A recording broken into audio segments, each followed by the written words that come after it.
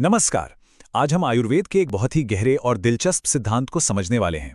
कभी सोचा है कि जो चीजें हमारी सेहत के लिए अच्छी मानी जाती हैं, वही सेहत की सबसे बड़ी दुश्मन कैसे बन सकती हैं? चलिए आज इसी रहस्य से पर्दा उठाते हैं।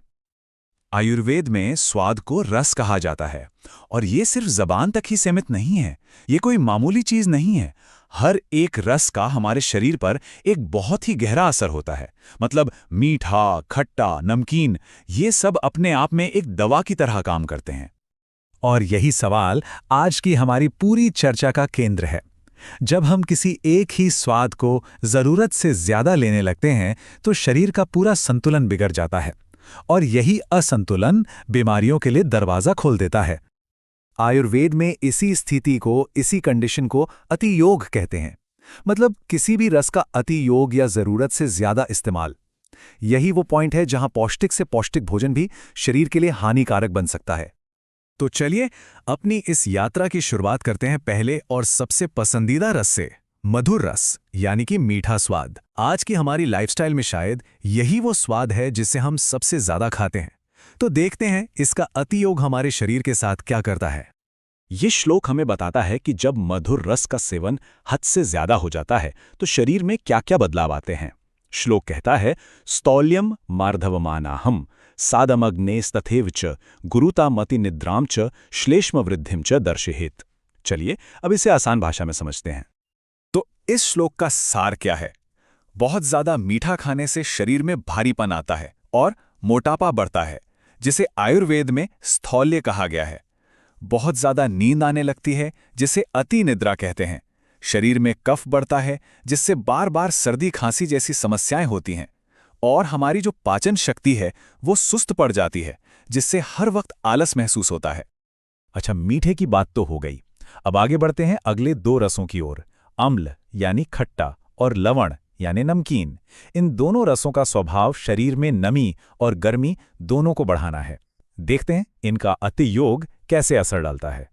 आप सुनते हैं कि शास्त्र अम्ल रस यानी खट्टे स्वाद के अतियोग के बारे में क्या कहता है।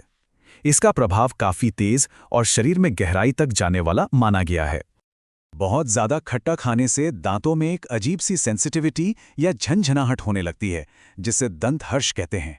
प्यास बहुत लगती है, शरीर में पित्त बढ़ता है, जिससे स्किन में जलन या सूजन आ सकती है और ये शरीर के टिश्यूज को भी ढीला कर देता है। अब बात करते हैं लवण रस यानी नमक की। नमक का अतियोग शरीर पर बहुत ही गहरा और दूर तक असर डालता है, जैसा कि ये श्लोक हमें बता रहा है। देखिए, बहुत ज्यादा नमक खाने से क्या हो सकता है।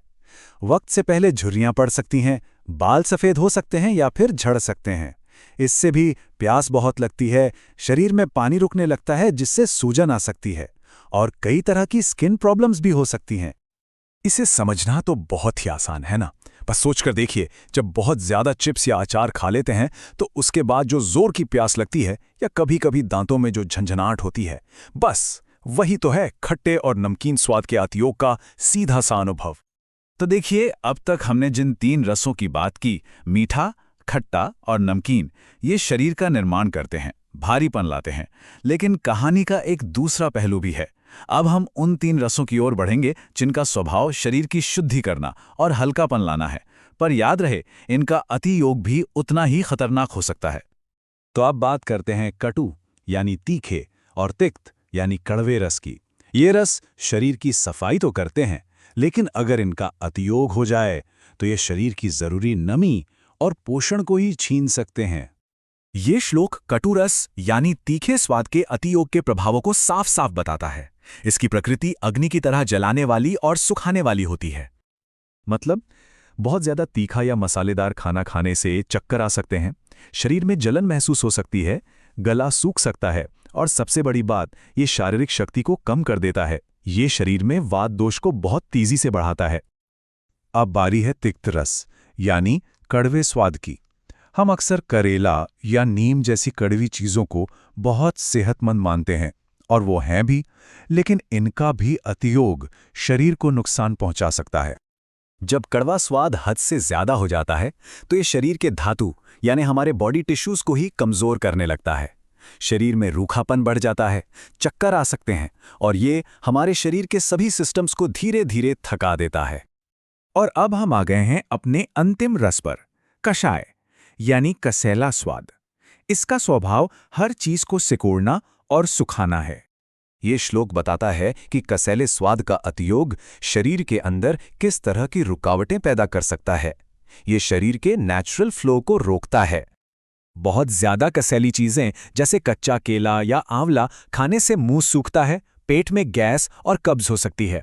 और सबसे गंभीर बात, ये शरीर के चैनलों यानी स्रोतसों में रुकावट पैदा कर सकता है, जिससे शरीर में एक तरह की जकड़न आ जाती है।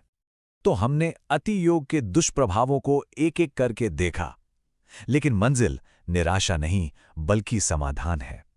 और वो समाधान है इन 6 रसों के बीच एक संतुलन, एक हार्मनी बनाना। तो ये संतुलन आएगा कैसे?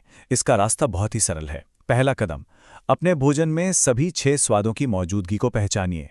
दूसरा कदम, इस बात पर ध्यान दीजिए कि कहीं किसी एक स्वाद की तरफ झुकाव ज्यादा तो नहीं है। और तीसरा, जो स्वाद थाली से गायब है उन्हें जानबूझकर शामिल कीजिए ताकि आपकी थाली में स्वाद का एक संगीत बन सके। याद रखिए, हमारी थाली सिर्फ पेट भरने का एक जरिया नहीं है, ये एक कहानी है जो हम हर दिन अपने शरीर को सुनाते हैं। तो सवाल ये है कि आज की कहानी संतुलन की है या अति योग की? ये विचार करने वाली बात है।